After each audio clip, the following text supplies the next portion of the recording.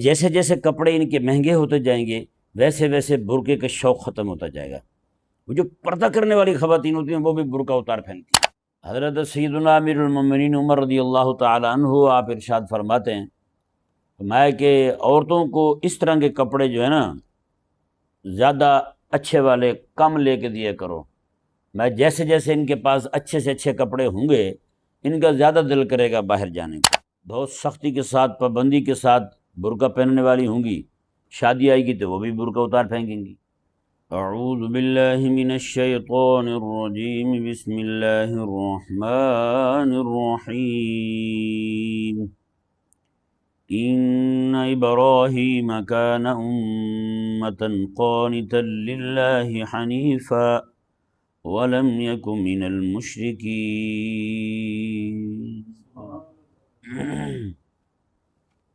اس آیہ مبارکہ میں اللہ تبارک و تعالی نے حضرت سیدنا ابراہیم علیہ نبینا و علیہ السلام کے ذکر کے ضمن میں داعی کے لیے جو اوصاف بیان فرمائے ہیں ان میں تیسرا وصف، ایک تو نام کو بطور وصف لیا جائے تو اس میں بھی جیسا کہ آپ کے سامنے بیان کیا داعی کے لیے اس میں بھی اللہ تبارک و تعالی نے بڑی سیکھنے کی چیز رکھی ہے کہ ابراہیم لفظ جو ہے خود وہ بھی داعی کے مزاج میں سب سے پہلے نرمی ہو، پھر فرمایا کان امہ، فرمایا وہ اکیلا ہی جماعت ہو، فرمایا قانت للہ، قانت للہ ہو، کیا ہو؟ قانت للہ ہو۔ یہ قانت جو ہے اس کے متعدد معانی علماء نے بیان کیے ہیں، اس میں ایک معنی جو ہے وہ ہے دوام الطاعہ، یعنی ہمیشہ اللہ تعالیٰ کا فرما بردار رہے، سمجھ آیا نا جی؟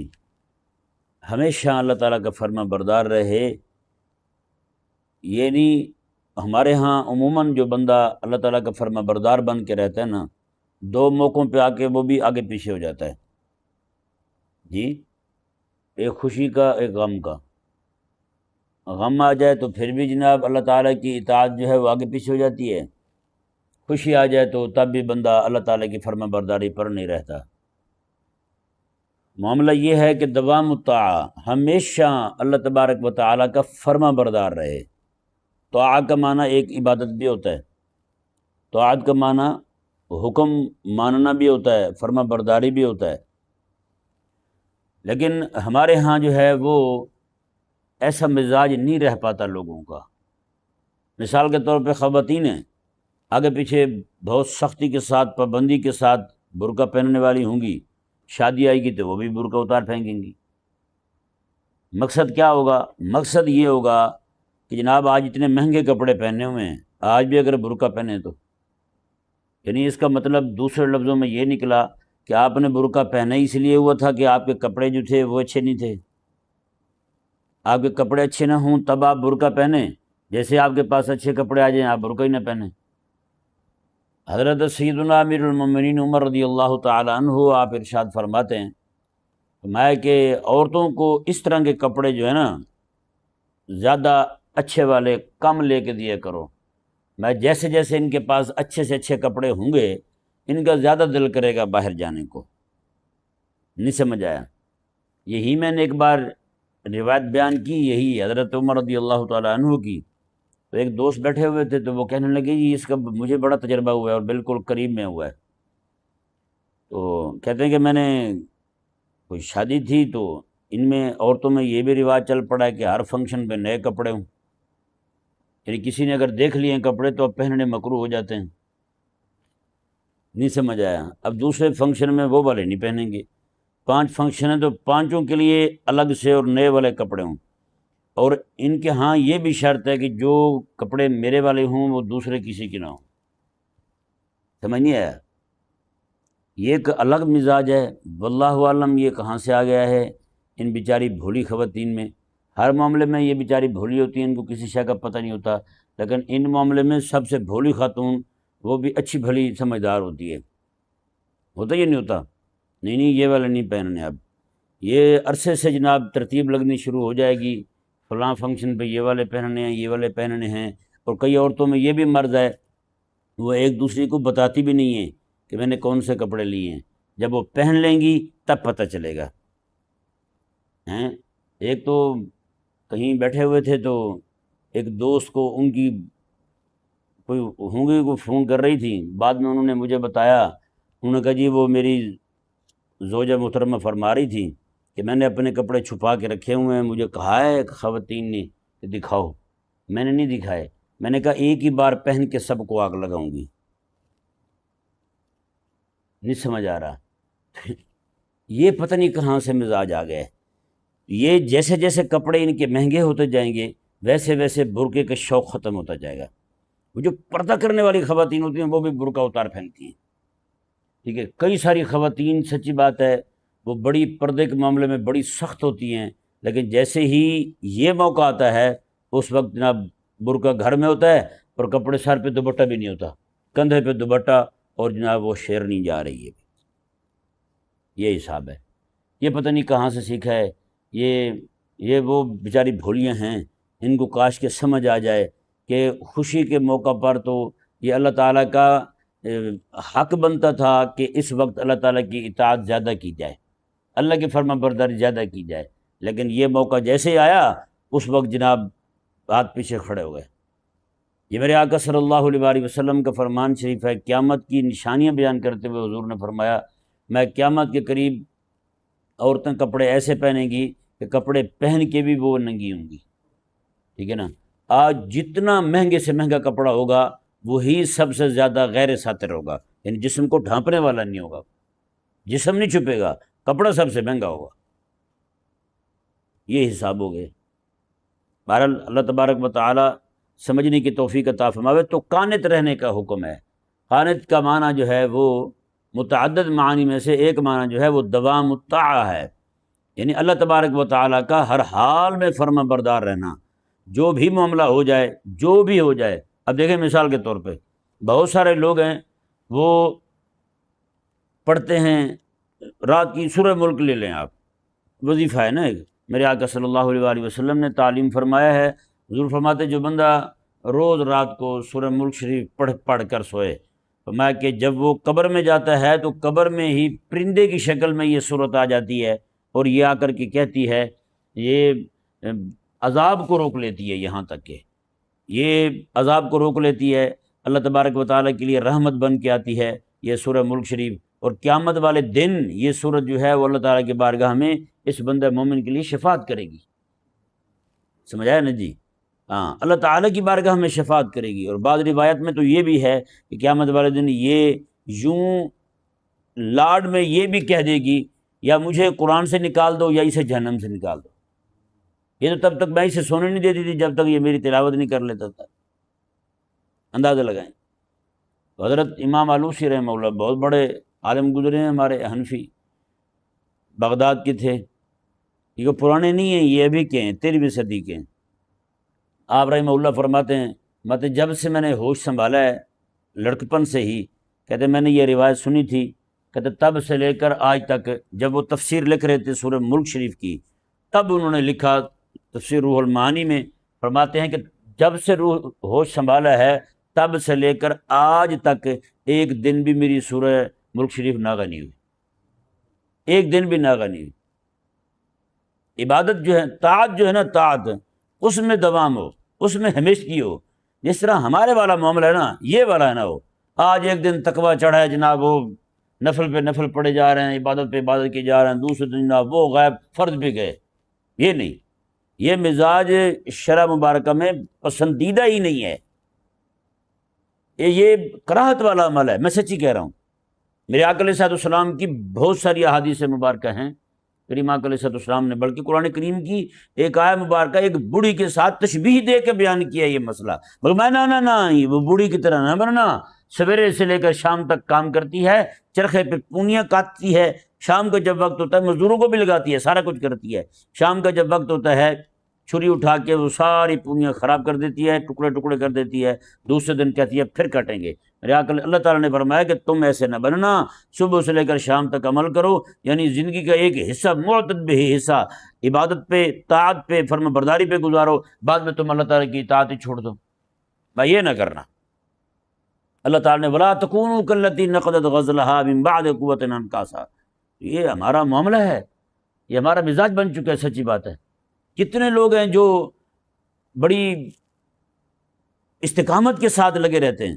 اب دیکھیں اللہ تبارک و 2-3 مثالیں میں قرآن پاک سے دے دوں۔ اللہ تعالیٰ نے قرآن پاک میں فرمایا فَنَادَتْهُ الْمَلَائِكَةُ وَهُوَ قَائِمٌ يُصَلِّي فِي الْمِحْرَابِ، میں کہ زکریا علیہ السلام کو آ کر کے فرشتوں نے پکارا، وہ کہاں کھڑے تھے؟ فی المحراب، وہ مسجد کے محراب میں کھڑے ہوئے تھے، مسجد کے محراب میں کھڑے ہوئے، محراب میں کھڑے ہوئے ہیں مسجد کے، تو وہیں پہ آ کے فرشتوں نے آ کے انہیں پکارا۔ اور محض صرف یہ نہیں کہ انہیں پکارا، بلکہ فرشتوں نے آ کے انہیں بیٹے کی خوشخبری سنائی، بیٹے کی خوشخبری سنائی۔ اس کا مطلب کیا ہے؟ ایک تو یہ کہ اہل اللہ جو تھے ان کی اطاعت میں دوام ہوتا تھا، جو اللہ کی اطاعت کرتے تھے، دوام طاعہ میں عبادت بھی ہے، فرما برداری بھی ہے، گناہوں سے رکنا بھی ہے، نیکیاں کرنا بھی ہے، یہ سارے معاملات ہیں، تو اس میں دوام ہے۔ کہاں کھڑے ہوئے ہیں؟ محراب میں کھڑے ہوئے ہیں، اور کہاں مانگ رہے ہیں رب سے؟ محراب میں کھڑے ہو کے مانگ رہے ہیں۔ اور اللہ تعالیٰ کہاں ان کو خوشخبری سنا رہا ہے؟ محراب میں ہی عطا فرما رہا ہے۔ اور وہ قائم یصلی فی المحراب، وہ نماز میں کھڑے ہوئے ہیں، نماز میں دعا مانگ رہے ہیں، نماز میں ہی اللہ تبارک و تعالیٰ فرشتوں کو بھیج کے ان کو خوشخبری سنا دیتا ہے۔ مطلب کیا ہے؟ کہ دوام ہو، مانگا بھی نماز میں، دیا بھی نماز میں، کیا ہے وہ کھڑے بھی نماز میں ہی ہیں۔ قائم یصلی، میں مسجد میں کھڑے ہو کے نماز پڑھتے رہتے تھے۔ یا مریم اقنتی لربک واسجدی وارکعی مع الراکعین، اے مریم، دوسری مثال ہے قرآن کریم کی، یا مریم اقنتی، اے مریم اقنتی لربک، اپنے رب کی فرما برداری کرتی رہے، واسجدی، اور سجدہ کرتی رہے، وارکعی مع الراکعین، اور رکوع کرنے والوں کے ساتھ رکوع کرتی رہے، یعنی جماعت کے ساتھ نماز پڑھتی رہے۔ سمجھ آیا نہیں سمجھ آیا مسئلہ؟ یعنی یہ خاتون ہے، پہلا عمل جو ہے وہ مرد کا ہے، اللہ تعالیٰ کے پاک پیغمبر ہیں، دوسرا عمل جو ہے وہ ایک خاتون کا، یعنی اہل اللہ جو تھے ان کے مردوں میں بھی دوام الطاعت تھا، ہمیشہ کی عبادت، ہمیشہ کا ذکر و فکر، ہمیشہ کا اللہ تبارک و تعالیٰ کی یاد میں مشغولیت، اور ہمیشہ کی طاعت جو ہے، فرما برداری اللہ تبارک و تعالیٰ کی، یہ ہمیشہ، ایسے نہیں کہ جناب ایک دن کے دوسرے دن آگے پیچھے ہو گئے، نہ۔ حضرت رابعہ بصریہ رضی اللہ تعالیٰ عنہ سے پوچھا گیا، بچیاں ہوتی تھیں ان کے پاس، خواتین آتی رہتی تھیں، انہوں نے رات کے معمول بھی دیکھے، دن کے معمول بھی دیکھے، رات ساری جاگ رہی ہیں تو جاگ رہی ہیں، دن سارا بھی جاگ رہی ہیں۔ ایک دن بچیوں نے پوچھ لیا اماں آپ کیا کرتی ہیں، سوتی کس وقت ہیں؟ رات کو بھی جاگتی رہتی ہیں، دن کو بھی جاگتی رہتی ہیں۔ حضرت رابعہ بصریہ رضی اللہ تعالیٰ عنہ آپ فرمانے لگے کہ بیٹا دیکھو بات یہ ہے، رات ساری جو ہے نا یہ خالق کے لیے ہے، دن سارا اس کی مخلوق کے لیے ہے۔ رات میں سوؤں گی تو خالق کا حق ضائع ہوتا ہے، دن میں سوؤں گی تو اس کی مخلوق کا حق ضائع ہوتا ہے۔ اب رب تعالیٰ کا حق ضائع کرنا بھی درست نہیں ہے کہ وہ میرا مالک ہے، مجھے عطا فرما رہا ہے، اس کے بندوں کو حق ضائع کرنا بھی جائز نہیں ہے، کیا مطلب دن پکڑی نہیں جائے۔ بتائیں کہ ایسے بھی لوگ تھے۔ ایک بزرگ سے کسی نے پوچھا، انہوں نے کہا کہ حضرت آپ کو اللہ تعالیٰ کی عبادت پر استقامت کیسے آئی ہے؟ آپ ہمیشہ اللہ کی عبادت میں رہتے ہیں۔ انہوں نے کہا میں نے اللہ سے عہد کیا تھا کہ میں روز کے 2 نفل ضرور پڑھوں گا، 2 نفل ضرور پڑھوں گا، ان 2 میں کمی نہیں آئے گی۔ کہا کہ آج میری عمر جو ہے 70 سال سے زائد ہو گئی ہے، یعنی ہوش سنبھالنے کے بعد کی، کہتے ہیں اس میں کبھی کمی نہیں آئی، 200 300 400 تک تو میں لے جاتا ہوں، 2 سے کم ایک دن بھی نہیں ہوا۔ عہد کیا تھا؟ 2 سے کم نہیں ہوگا۔ اور پڑھتے کتنے ہیں؟ 100 200 400 500 تک اتنے نفل پڑھتے رہتے ہیں۔ دوام یہ ہے۔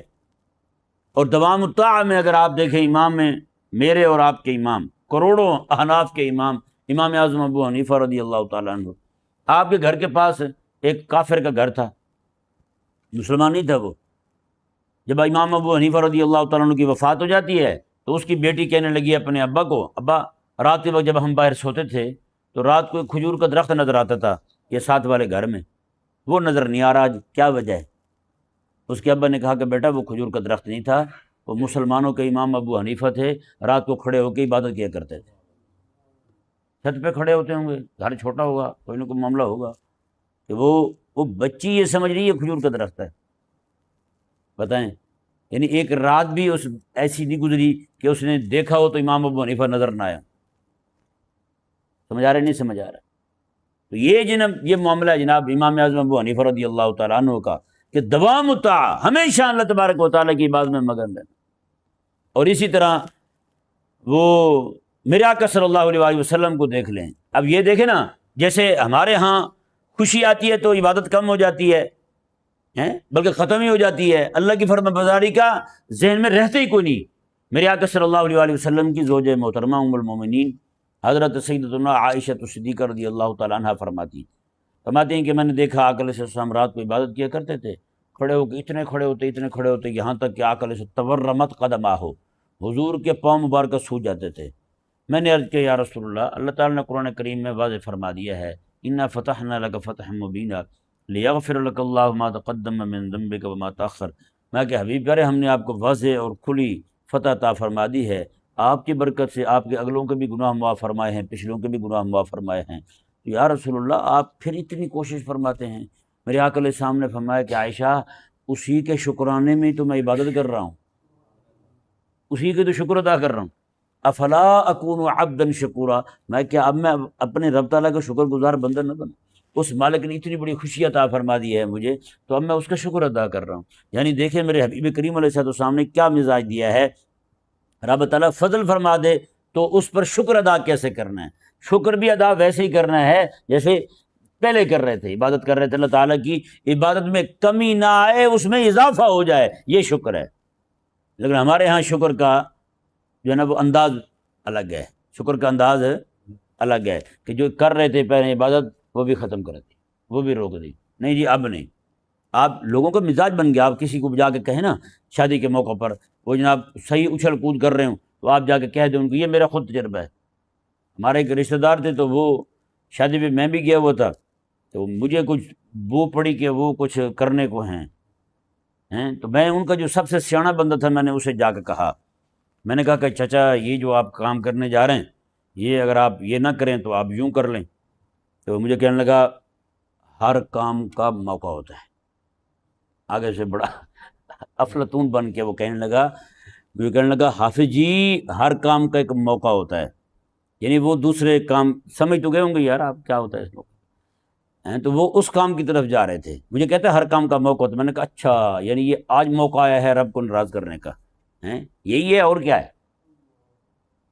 پھر میں نے کہا کہ ٹھیک ہے پھر مجھے اجازت دیں، میں پھر آگے پیچھے ہو جاتا ہوں، میں بھی آپ کے ساتھ شامل رہ کے تو کہیے نہ ہو کہ میں بھی منہ کالا کر بیٹھوں اپنا۔ میں پھر وہاں سے نکل گیا، میں نے کہا جتنا میں آ گیا ہوں اتنا کافی سمجھیں آپ، ٹھیک ہے چھٹی دیں گے۔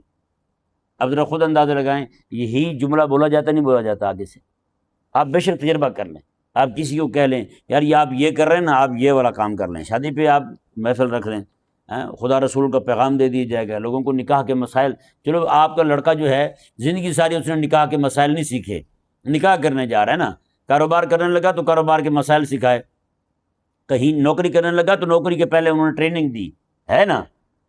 جو لوگ لگتے ہیں جا کے کسی محکمے میں، دوڑنے والا محکمہ ہو، کیا پہلے دوڑاتے نہیں ہیں؟ کتنے کتنے لڑکے بھاگ رہے ہوتے ہیں، کوئی گر رہے ہوتے ہیں، کوئی بھاگ رہے ہوتے ہیں، کوئی ہانپ رہے ہوتے ہیں، اس طرح کا معاملہ ہوتا ہے یا نہیں ہوتا؟ ہو رہا ہوتا ہے نا، ہر ایک کے ساتھ ہو رہا ہوتا ہے۔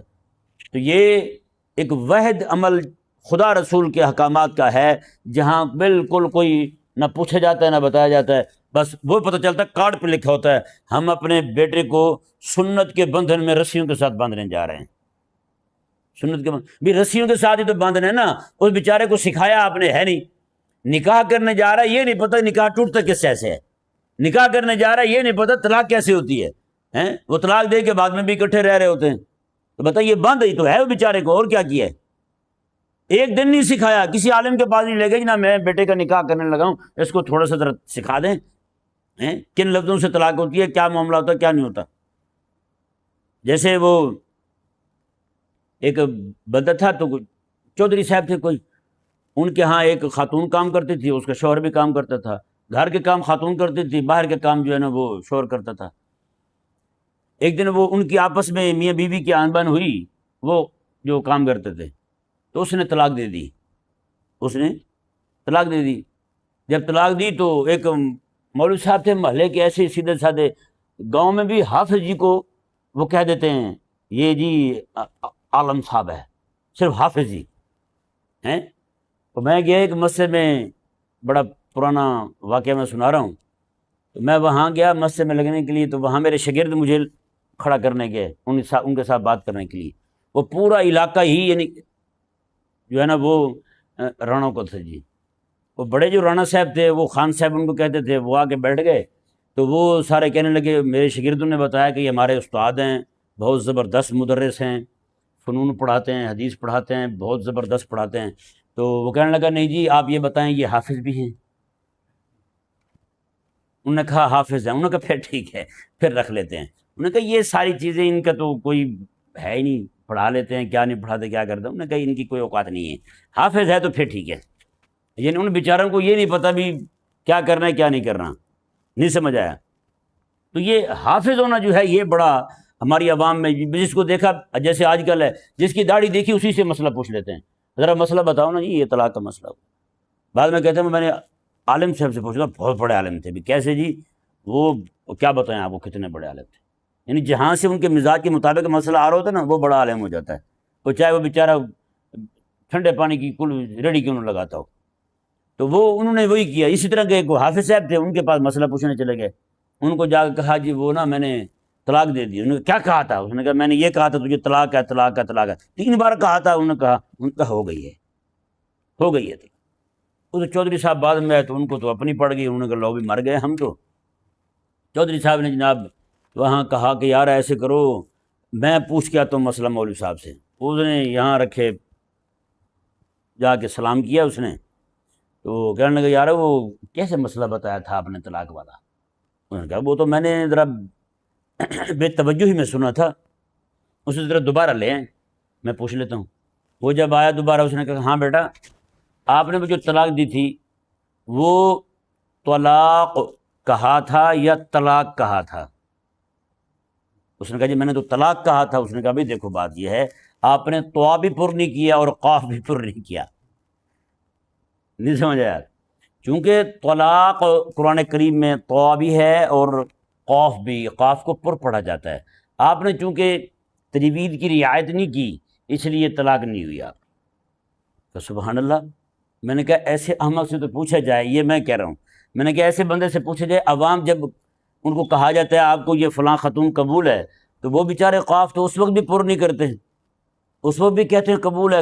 کبھی کسی سے سنا آپ نے کہ وہ کہہ رہا ہو جی مجھے قبول ہے؟ کہتے کبھی؟ کوئی بھی نہیں کہتا۔ تو پھر اس وقت قبول کیسے ہو جاتی ہے بھئی؟ اس قاف تو اس وقت بھی پر نہیں کیا گیا۔ تو یہ اس طرح کے جو مزاج کے لوگ ہوتے ہیں نا، ہماری عوام بھاگ کے جاتی ہے ان سے مسئلہ پوچھنے کے لیے۔ تو پیارے بھائیوں، میں آپ کو للہ فی اللہ مشورہ دے رہا ہوں، عرض ہی کر سکتا ہوں اور کیا کہہ سکتا ہوں۔ آپ جب بھی، میں بہت سارے مقامات پہ مجھے شادی پہ بلاتے ہیں نا بیان کرنے کے لیے، میں وہاں جا کے خطابت کی جوہر دکھانے کی بجائے نا، جس طرح مولوی کرتے ہیں وہ والے، کیونکہ لوگوں مولویوں کو بھی پتہ ہوتا ہے بھئی یہ شادی ہے تو یہ سارے تڑے ہوں گے، پیسے واہ ان کے پاس جیب میں ہوں گے نئے والے نوٹ، تو یہ خوب پھینکیں گے۔ لیکن نہیں، ایک دن بھی ذہن میں نہیں آیا۔ وہاں جا کے بھی میں نے شادی پہ جا کے بھی وہاں میں نے نکاح، طلاق اور زہار کے یہی مسائل بیان کیے، تاکہ ان کو کچھ تھوڑی سی عقل موت آ جائے، ان کو پتہ چل جائے کہ کل کو کرنا کیا ہے۔ کئی سارے لوگ بیویوں کے ساتھ زہار کر بیٹھتے ہیں، زہار کرنے کے بعد پھر ویسے رہ رہے ہوتے ہیں بغیر کفارہ ادا کیے ہوئے، ایسے مزے کر رہے ہوتے ہیں۔ بھائی نہیں، زہار کے مسائل، نکاح کے مسائل، طلاق کے مسائل، یہ ساری چیزیں، خلوع کے مسائل یہ بھی معلوم ہونے چاہیے۔ اور خلوع کے مسائل معلوم نہ ہونے کی وجہ سے آج کل جو کچھ ہو رہا ہے وہ بھی آپ کے سامنے ہے۔ میں واللہ کہہ رہا ہوں 20 مسائل میرے پاس ایسے آئے ہیں کہ انہوں نے طلاق، خلع لے لیا، خلع کہاں سے لیا؟ کورٹ سے لیا، کورٹ سے خلع لینے کے بعد آگے نکاح کر دیا، اب بھی 5 سال ہو گئے ہیں نکاح کیے ہوئے، اب ہم چاہ رہے ہیں کہ پچھلے شوہر سے صلح ہو جائے۔ کوئی صورت نکلتی ہے؟ بندہ پوچھے پہلے جو تم نے خلع لیا تھا وہ خلع بنتا بھی تھا یا نہیں بنتا؟ کیا کورٹ نے آپ کے شوہر کو طلب کیا تھا وہاں پہ؟ آپ کے شوہر وہاں گئے تھے؟ جب شوہر نہیں گئے تو خلع کیسے ہو گیا؟ بیادی ہی عقدۃ النکاح، نکاح کی گرہ تو مرد کے ہاتھ میں ہے، تو وہ بندہ ہوتا کون ہے جس نے آپ کو کھلا دے دیا کہ ٹھیک ہے جائیں جی آپ آگے نکاح کر لیں؟ نہیں سمجھ آ رہا مسئلہ؟ بڑے سارے لوگ مسئلہ پوچھتے ہیں مجھے 3 سال ہو گئے جی، ہم جو نا ہم نے نکاح کر دیا تھا آگے، تو اب بتائیں پچھلے سے صلح ہو سکتی ہے؟ جب تمہاری طلاق نہیں ہوئی تم نے آگے نکاح کر دیا، جتنے لوگ نکاح میں شریک ہوئے تھے پہلے ان کے ایمان کا تو حساب کر لو، وہ تو حرام کو حلال کیے بیٹھے ہوئے ہیں، ان کے ایمان کا کیا بنے گا، ان کے نکاح کا کیا بنے گا، یہ تو بتاؤ پہلے۔ ایک کا نکاح کرتے کرتے 40-50 نہیں 200-250 بندے کا تم نے نکاح پہ پانی پھیر دیا ہے۔ نہیں سمجھ آ رہا مسئلہ؟ بھائیو یہ دنیا ہے، یہ وقت گزر جائے گا۔ اب سنیں حدیث پاک، میرے کریم آقا علیہ السلام نے فرمایا کہ قیامت کے قریب جو ہے نا حرامیوں کی کثرت ہو جائے گی، حرامیوں کی کثرت ہو جائے گی۔ صحابہ کرام نے عرض کیا رسول نکاح نہیں کریں گے؟ میں نکاح بھی کریں گے، نکاح کے بعد طلاق دے دیں گے، پھر رکھے رہیں گے، پھر رکھ رہے ہیں۔ یہ معاملہ چل رہا ہے نہیں چل رہا؟ بتائیں پھر کتنے لوگ ہیں نام انہی کے اباؤں کے ہیں لیکن معاملہ کچھ اور ہے درمیان میں سے۔ تو اس لیے بھائی نہیں، آپ مسائل پوچھیں علماء سے، جس بچے کی شادی ہو اس کو پکڑ کے لے جائیں، اسے کہیں 5 دن لگیں 10 دن لگیں، یہ اب حج کے مسائل ہیں عمرہ کے مسائل ہیں، سچی بات ہے کوئی بھی نہیں پوچھتا۔ صرف ایک بندہ، میں پیچھے جامع مسجد میں رہ کے آیا ہوں، وہاں ہمارے دوست تھے، ان کا بچہ میرے پاس پڑا تھا، وہ بندہ جی یہاں آیا ہے، وہ آگے مجھے پورے حج کے مسائل سنا کے گیا، مجھے کہنے لگا جی استاد جی میں جا رہا ہوں تو یہ حج کے مسائل جو ہے نا آپ مجھ سے سن لیں، پکا کے میں آیا ہوں۔ تو وہ یعنی یاد کیے ہوئے تھے انہوں نے، پنجابی میں کہتے ہیں پکا لیں اس کو، وہ پکا کے آئے تھے، آگے یہاں مجھے سنایا، کئی دن تک وہ آتے رہے، یہاں مکمل سنا کے پھر گئے یہاں سے۔ تو دین کے ساتھ تھوڑا مخلص ہو جائیں، اللہ کے حکم کو بھی بڑا سمجھیں، یہ نہیں بھی پتہ چلے صرف شادی والے دن جو ہے کارڈ پہ لکھا ہوا ہے شادی کے سنت کے بندھن میں باندھا جا رہا ہے بیٹا، بعد میں وہ بندھن بھی ٹوٹ چکا ہو، پتہ بھی نہ ہو، بیٹا توڑ چکا ہو، بیٹی توڑ چکی ہو، بعد میں پتہ ہی نہ ہو کہ بچے جناب وہ ناجائز ہو رہے ہیں۔ اللہ تبارک و تعالی ہم سب کو ہر حال میں اپنا فرما بردار رہنے کی توفیق عطا فرمائے۔ اللہ کی فرما برداری صرف یہی نہیں ہے کہ جتنے تک مزاج مانے، نکاح والا عمل بڑا پیارا لگتا ہے، سنت ہے حضور کے، ہیں اللہ کا حکم ہے جی نکاح کرو تم، تو یہ کر رہے ہیں ہم تو اللہ تعالیٰ کا حکم مان کے، تو اگلے جو احکامات ہیں وہ بھی آپ کو پسند لگتے ہیں۔ وہاں جب آپ طلاق دے بیٹھے، شریعت کہے گی طلاق ہو گئی ہے، تو آپ کہیں نہیں جی یہ تو میں تو کسی اور عالم سے مسئلہ پوچھ لوں گا، پھر وہ طا اور قاف کا فرق بتا کے آپ کی بیوی آپ کے لیے حلال کر دے گا، پھر آپ سوچتے رہیں گے کہ کیا ہوا میرے ساتھ۔ اللہ تبارک و تعالی سمجھنے کی توفیق عطا فرمائے۔